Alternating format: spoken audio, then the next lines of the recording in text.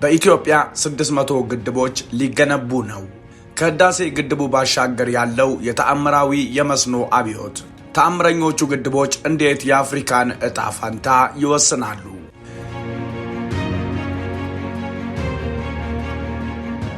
በኢትዮጵያ ምድር ከሚደረጉብን አሻጥሮች ሁሉ የላቁ የምስራቾች በየጊዜው አይጠፉም። አሁንም በሀገራችን ሴራ ጠንሳሿን ግብፅን፣ ሁሌ ከሳሿ ሱዳንን፣ ክፉ የሚመኝልንን ሻዕቢያን አፍ ያዘጋ አንድ አስደናቂ ነገር ተሰምቷል።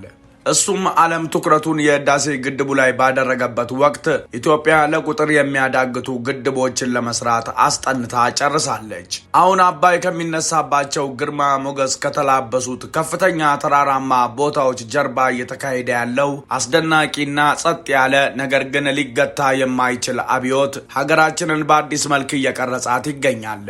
የዓለም አቀፉ ሚዲያ ትኩረት በታላቁ የኢትዮጵያ ህዳሴ ግድብ ላይ ብቻ ባነጣጠረበት በዚህ ወቅት ከዛም የጠለቀና የሰፋ ተአምራዊ ለውጥ በሸለቆዎቻችን ውስጥ እየተካሄደ ነው። በዝናብ ላይ ከተመሰረተ የግብርና ተጋላጭነት እየተላቀቅን የውሃ ሉዓላዊነታችንን ሙሉ በሙሉ ወደምናረጋግጥበት አዲስ ምዕራፍም እየተሸጋገርን ነው።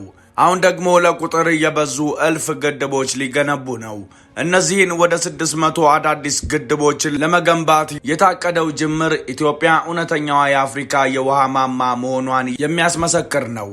ይህ የታሪክ ጥፋት ኢትዮጵያ በመጨረሻም ፈሳሽ ወርቋን እንዴት እየተቆጣጠረች እንዳለ የሚያሳይ፣ በምን መልኩ ብልጽግናዋን እያረጋገጠች እንደሆነ የሚያስመለክት፣ እንዲሁም የኃይል ሚዛኑን ለዘላለም እየቀየረችው እንደሆነ የሚያስመሰክር ነው። ሰሞነኛ በዛሬው ድንቅ ጥንቅሩ ይህንን የኢትዮጵያ ተአምራዊ የግድብ አብዮት አንድ በአንድ ያስቃኛችኋል። ተስፋ ስለተደረገባቸው ገዳቦንና አርጆ ደዴሳ አዳዲስ ግድቦች ድንቅ መረጃዎችን ያጋራችኋል።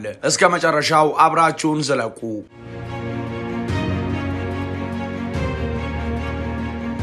የህልሞን ኑሮ እርስዎ ብቻ ሳይሆኑ ብዙሃኑ የመዲናችን ነዋሪ ለመኖር በሚመኝበት ሲኤምሲ አዲስ አፍሪካ ኮንቬንሽን ሴንተር ፊት ለፊት አዘጋጅተንልዎታል። በኢትዮጵያ በብቸኝነት ባለ 5 ኮከብ አፓርትመንት የሚገነባው ባለዝናው ድሪም ቢውልደር ሪል ስቴት ከ5.3 ሚሊዮን ብር ጠቅላላ ክፍያ ጀምሮ ዘመናዊ አፓርትመንቶችን ከታላቅና እውነተኛ የ30 በመቶ ቅናሽ በካሬ 98888 ብር ብቻ አቅርበንላችኋል።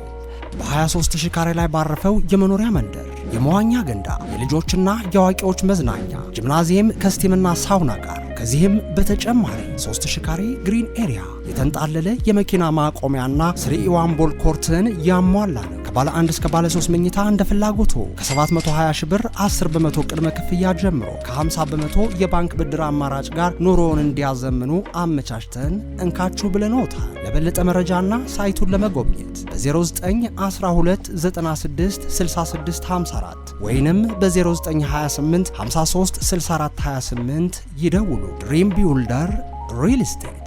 አስደናቂው እቅድ ጊዳቦንና አርጆ ደዴሳን ማልማትና ኢትዮጵያን መገንባት፣ ኢትዮጵያን መመገብ። ለትውልዶች የኢትዮጵያ አስደናቂ የውሃ ሀብት እንደ አንድ ንድፈ ሐሳባዊ እሴት ብቻ ሲቆጠር የኖረ ሲሆን በድርቅ ጊዜያት ጊዜም ቢሆን ምንም አይነት ተጨባጭ እፎይታ የማያመጣ ውብ መልክዓ ምድር ከመሆን አላለፈም ነበር።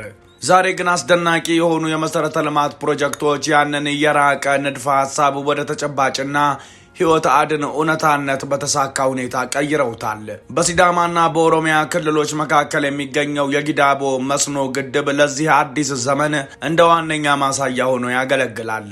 21 ሜትር ከፍታ ያለው ይህ ግድብ በ2019 ወደ ሥራ ከገባበት ጊዜ አንስቶ 63 ሚሊዮን ኪዩቢክ ሜትር ውሃን በማጠራቀም ላይ ይገኛል። ይህ ፕሮጀክት እስከ 15000 ሄክታር የሚደርስ ደረቅና አይጠቅምም ተብሎ የነበረን መሬት ዓመቱን ሙሉ ወደሚያገለግል የግብርና ማዕከልነት በስርዓት ቀይሮታል።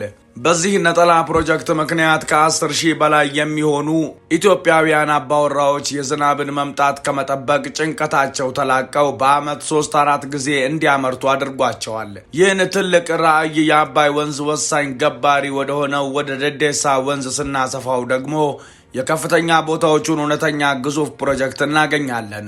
እርሱም የአርጆ ደዴሳ ግድብ ነው። ወደ 50 ሜትር የሚጠጋ ከፍታ ያለው ይህ ከአፈርና ከድንጋይ የተገነባ ግዙፍ ግድብ 2.5 ቢሊዮን ኪዩቢክ ሜትር ውሃ መያዝ የሚችል ግዙፍ ባህር እየፈጠረ ይገኛል።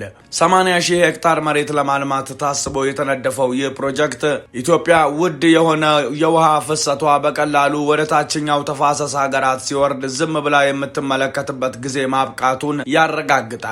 እነዚህ ግንባታዎች ተራ የኮንክሪት ድርድሮች ብቻ አይደሉም። ኢትዮጵያ ሰማያዊ ወርቋን ፈሳሽ ሀብቷን በቀጥታ ከምንጩ በመያዝ ለአካባቢው አርሶ አደሮች ፈጣንና ጥልቅ የግብርና ጠቀሜታ መፍጠር እንደምትችል የሚያረጋግጡ ግዙፍ ቀጠናዊ የህይወት ድጋፍ ስርዓቶች ናቸው።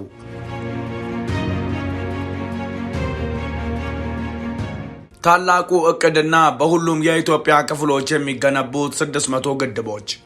የኢትዮጵያ የውሃ አብዮት እውነተኛ አስደንጋጭ ማዕበል የሚገኘው በአንድ ነጠላ ሰማይ ጠቀስ በሆነ ግዙፍ ግንባታ ላይ ሳይሆን ወደፊት በሚገነቡት ያልተማከሉ ፕሮጀክቶች ብዛትና ስፋት ላይ ነው።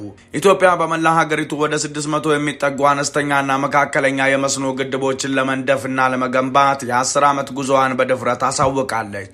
ይህ በዘመናዊው ታሪክ ውስጥም ብዛም ታይቶ የማይታወቅ የመሰረተ ልማት ዝርጋታ ሲሆን በመሰረቱ ከፍተኛ ደረጃ ላይ የደረሰ የግብርና ልማት እንቅስቃሴ ነው። በጥቂት ግዙፍ ግድቦች ምትክ 600 ትናንሽ ግድቦች የመምረጡ ስትራቴጂያዊ ብልሃት የሚገኘው ወደር በሌለው የግንባታ ፍጥነትና ዓለም አቀፍ ግዙፍ ፕሮጀክቶችን በተለምዶ ከሚያደናቅፉ የ10 ዓመታት የዲፕሎማሲና የፋይናንስ እንቅፋቶች ነፃ በመሆኑ ላይ ነው።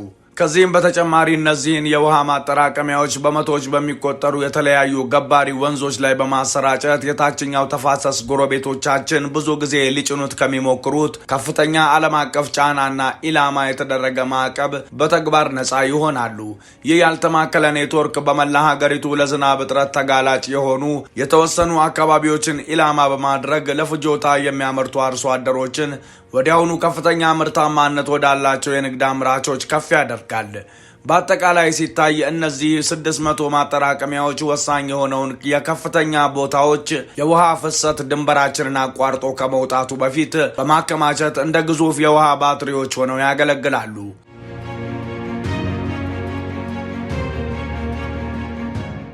ኢትዮጵያ 85 በመቶ የአባይ ውሃ ኩሩ ምንጭ እንደመሆኗ መጠን ይህ ዋና እቅድ እጅግ አስከፊ በሆኑ ተከታታይ የድርቅ ዓመታት ውስጥም ቢሆን የኢትዮጵያ ማሳዎች ለዘላለም አረንጓዴ ሆነው እንዲቀጥሉ ዋስትና ይሰጣል። ይህም የምግብ አቅርቦታችንን በማረጋገጥና መጪው ትውልድ የረሃብን ስቃይ ፈጽሞ እንዳያውቅ በማድረግ ትልቅ ሚና ይጫወታሉ። ለመሆኑ እነዚህን እልፍ ግድቦች መገንባት ለምን አስፈለገ? ለተራው ተመልካች እነዚህ በመቶዎች የሚቆጠሩ አዳዲስ ግድቦች የተራራ ምንጮችን ወደ ኋላ የሚመልሱ ቀላል መሰናክሎች መስለው ሊታዩ ይችላሉ። ነገር ግን ለመሐንዲሶችና ለጂኦፖለቲካዊ ተንታኞች እነዚህ ግንባታዎች እጅግ የረቀቁና ስትራቴጂያዊ መቆጣጠሪያዎች ናቸው። ከእነዚህ ፕሮጀክቶች በስተጀርባ ያለው የምህንድስና ጥበብ ውሃ በኢትዮጵያ መልክዓ ምድር ውስጥ እንዴት እንደሚጓዝ ሙሉ በሙሉ በአዲስ መልክ ከማሰብ ጋር የተያያዘ ነው። ውብ በሆነ መልኩ የተነደፉት የኮንክሪት የጎርፍ ማስተላለፊያዎች ኃይለኛ ወቅታዊ የጎርፍ መጥለቅለቆችን በስርዓት ለማስተዳደር የክረምቱን ወቅት ትርምስ የውሃ ጉልበት በመምጠጥና የአካባቢውን ማህበረሰቦችም ሆነ የታችኛውን ተፋሰስ ጎረቤቶችን እንዳያጠፉ በጥንቃቄ የተሰሩ ናቸው። ከነዚህ የውሃ ማጠራቀሚያዎች ወደ ውጭ የሚፈሰው በኮንክሪት የተለበጡ ቦዮች ውስብስብና የተንሰራፋ ኔትወርክ ሲሆን በሸካራው መልክዓ ምድር ላይ እንደ ወሳኝ የደም ስሮች ይጓዛሉ። እነዚህ ቦዮች በተለይ የውሃ ሰርጎ መግባትን እና ትነትን ለመቀነስ የተነደፉ ናቸው። ይህ ከአባይ ገባሪ ወንዞች የሚቀዳው እያንዳንዱ ጠብታ በሚያቃጥለው ፀሐይ እንዳይባክንና በቀጥታ ወደ ሰብል ስር እንዲደርስ ያደርጋል። ከመስኖ ግልጽ ድሎች ባሻገር የቴክኒካዊ ጥበብ ለገጠር ማህበረሰቦች አስገራሚ የሆነ ሁለገብ ጠቀሜታን ይከፍታል። እነዚህ ግድቦች ከአካባቢያዊ አነስተኛ የሃይድሮ ኤሌክትሪክ ኃይል ማመንጫ ስርዓቶች ጋር በፍጥነት እየተዋሃዱ ሲሆን ከዋናው የኤሌክትሪክ መስመር ውጭ ላሉ መንደሮች ቋሚ ኤሌክትሪክን በማምጣትና አዲስ የገጠር ኢንዱስትሪያላይዜሽን ዘመንን እያፋጠኑ ይገኛሉ። በተጨማሪም እነዚህ ማጠራቀሚያዎች ለሀገር ውስጥ የአሳ እርባታ ስነ ምህዳር መፍጠር ምክንያት እየሆኑ ሲሆን ይህ ደግሞ የአካባቢውን ኢኮኖሚ ሙሉ በሙሉ በማብዛት እንዲሁም ከፍተኛ ጥራት ያለው ፕሮቲንን ወደ ክልላዊ ባህላዊ የምግብ ስርዓት በማስተዋወቅ ላይ ይገኛል። በዚህ አጠቃላይ የከፍተኛ ቦታዎች የውሃ ፍሰት ክምችት አማካኝነት ኢትዮጵያ የወንዙ ውሃ ዓለም አቀፍ ድንበሮች ላይ ከመድረሱ ከረጅም ጊዜ በፊት የመልክዓ ምድራችንን ጠቀሜታ ከፍ በማድረግ የሀብት አስተዳደር ሳይንስን በላቀ ደረጃ እየተቆጣጠረች ነው።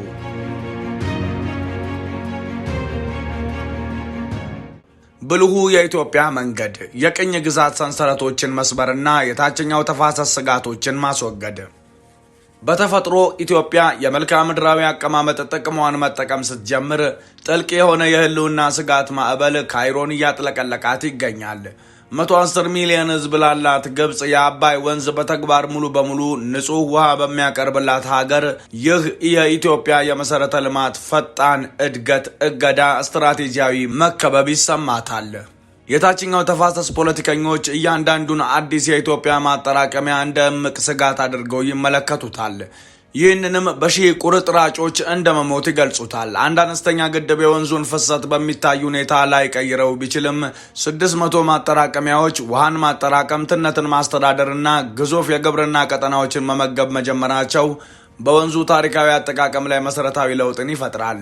ግብጽ አሁንም ድረስ የ1929 እና 1959 ጊዜ ያለፈባቸው የቅኝ ግዛት ዘመን ስምምነቶችን አጥብቃ ትይዛለች። እነዚህ ስምምነቶች የወንዙን ምንጭ መብቶች ሙሉ በሙሉ ችላ በማለት የአንበሳውን ድርሻ ለነሱ አሳልፈው የሰጡ ነበሩ።